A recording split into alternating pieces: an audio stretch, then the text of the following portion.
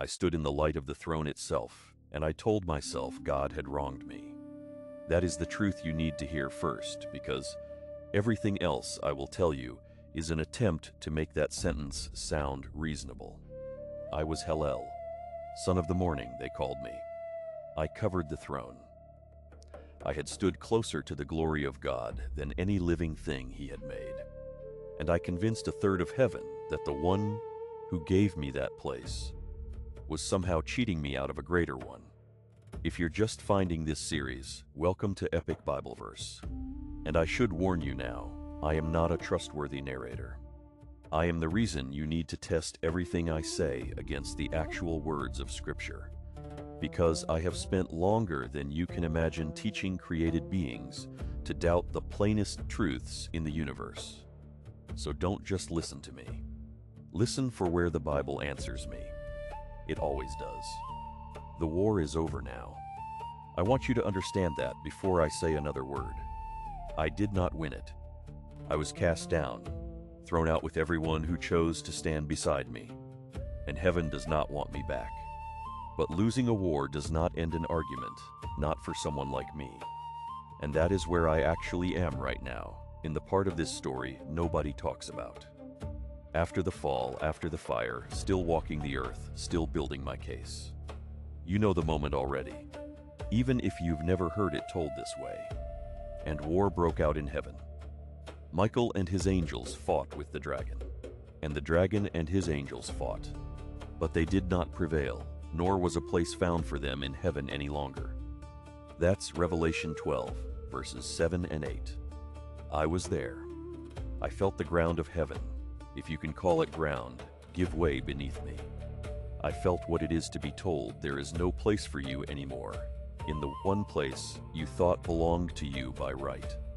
But here is what nobody tells you about that fall. It didn't end the argument. It just moved it somewhere else. Somewhere with more witnesses. I had built my whole case on a single word, and I didn't even know the word had a name until much later. In the courts of men, you would call it a grievance. A formal complaint brought against someone in authority. I brought that complaint against the throne of heaven itself. I said the law was too rigid. I said obedience without question was beneath a being of my glory. I said the Creator asked sacrifice of everyone but gave none himself.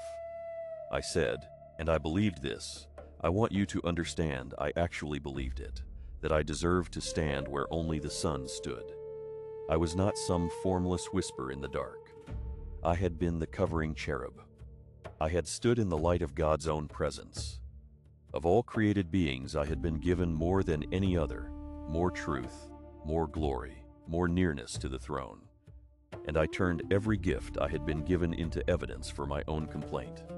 That is the part that should unsettle you. I didn't rebel out of ignorance.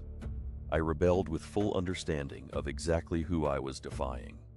So I built my case, and I brought it to the highest court there was, the minds of my fellow angels.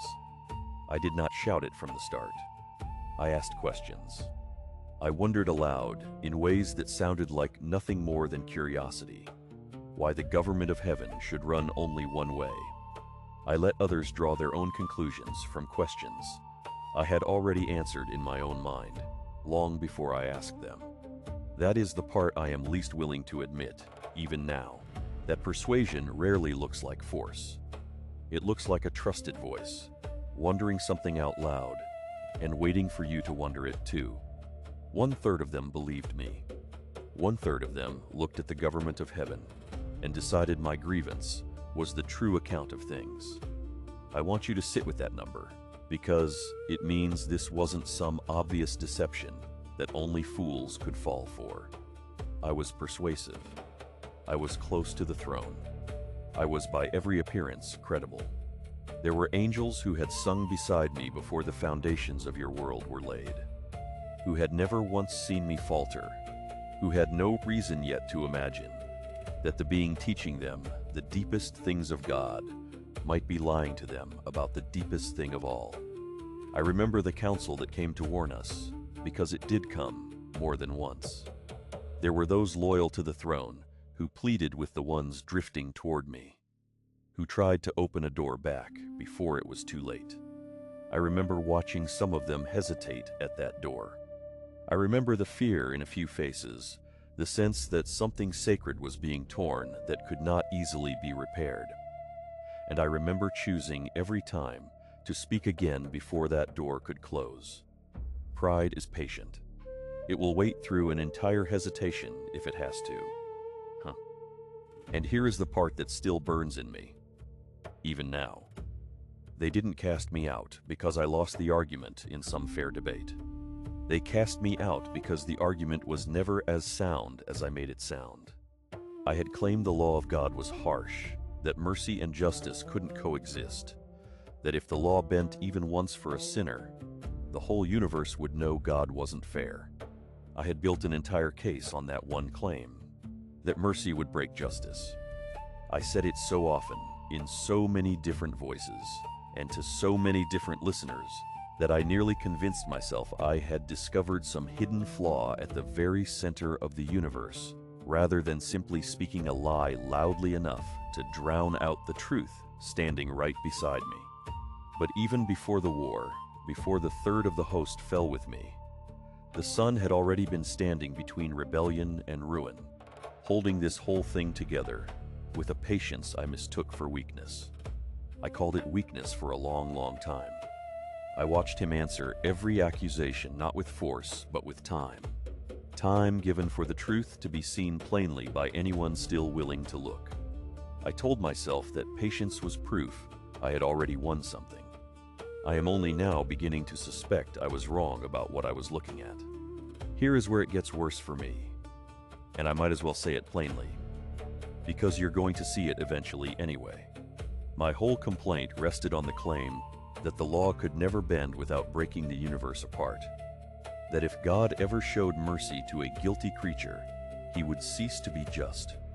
I said this with total confidence. I said it to angels who trusted me.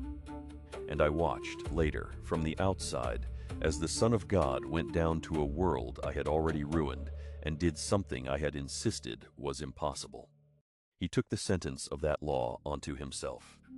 Paul wrote it plainly to people I had spent years trying to destroy. In him we have redemption through his blood, the forgiveness of sins, according to the riches of his grace. That's from the letter to the Ephesians, chapter 1. Words written to the very race I had claimed was beyond saving. I said forgiveness could not exist without breaking the law. I was answered by a cross I did not yet fully understand the meaning of on a day that was still far ahead of me, when I was first thrown from heaven's height. You need to understand. I am not telling you this story from some safe distance where I already know how it ends, and I'm calmly walking you through it. I am telling you this while I still believe I might be right. That is what makes an accusation dangerous. Not that it is loud, but that the one making it has convinced himself it is true. I stood among beings who loved me, who had trusted my counsel for longer than your world has existed, and I told them the throne of heaven could not be trusted. Some of them hesitated. A few tried to warn the rest.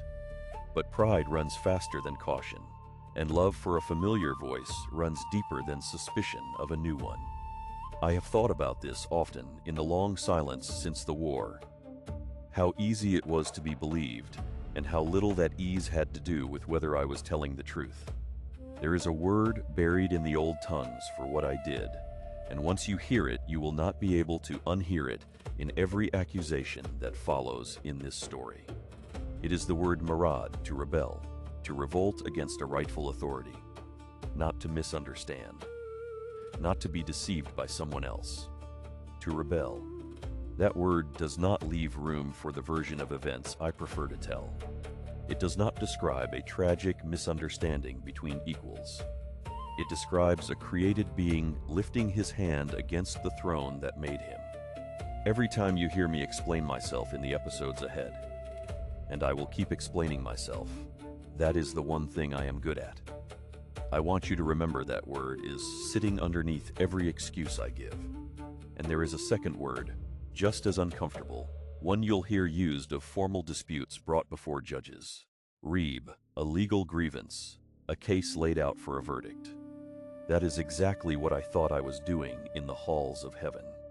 I thought I was the wronged party bringing a righteous complaint. I dressed rebellion in the clothes of a courtroom and called it justice. I wanted witnesses. I wanted a verdict rendered in my favor, in front of every created being who had ever looked to me for counsel. What I got instead was a war I did not win, and a fall I have not yet stopped falling from, in every sense that matters. It would take the death of the Son of God on a hill outside a small and ordinary city to finally show the rest of the universe which one of us had actually been telling the truth.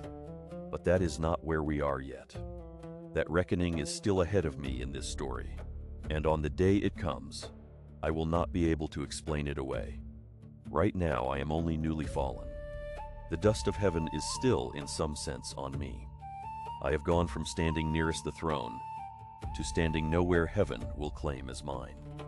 And there is a strange, cold clarity to that, a sense that the argument I built so carefully has cost me exactly what it was supposed to win me. I do not say that to you as regret. Not yet. I am not ready to call it regret. I still tell myself, in the hours when the memory of that light is sharpest, that the verdict was premature, that there is more to prove, more ground to make my case on, if only I can find the right listeners. And already I can feel it. The pull toward a world that does not yet know what I am. A world with a man and a woman standing in a garden I have not yet touched. I have lost heaven. I have not lost my voice. And a voice I have found can do almost as much damage as an army, if you know exactly which ear to whisper into first. I have watched that world from a distance now. Watched the two of them walk together in a place untouched by anything I have brought into existence, and I confess there is something in me that cannot decide whether I hate what I see there, or simply want it for myself. I keep telling myself the case isn't closed. I keep telling myself there is still a way to prove the throne was wrong and I was right, that somewhere, on some world, in some heart not yet hardened against me, I will find the proof I need. But there is a garden ahead of me now, and a tree, and two people who have never once doubted their maker. I wonder, sometimes, in the quiet after the fall, whether I am walking toward my proof, or walking toward the very evidence that will finally finish me. However this story unfolds from here, I want to invite you to stay with us for it. This is Epic BibleVerse, and we're walking through the whole of Scripture this way, one voice, one episode at a time. So if that's the kind of thing that grips you, stick around and subscribe so you don't miss where this goes next. Father, we thank you that even when the accuser stood in the light of your presence and called your goodness into question, you did not answer him with force alone. You answered him with a cross. Thank you that in Christ we have redemption through his blood and the forgiveness of sins, according to the riches of your grace. Help us to test every voice we hear, even our own doubts, against the truth of your word, and to trust that your law and your mercy have never once been at war with each other. Keep us close to you, and keep us from ever mistaking rebellion for reason. In Jesus' name.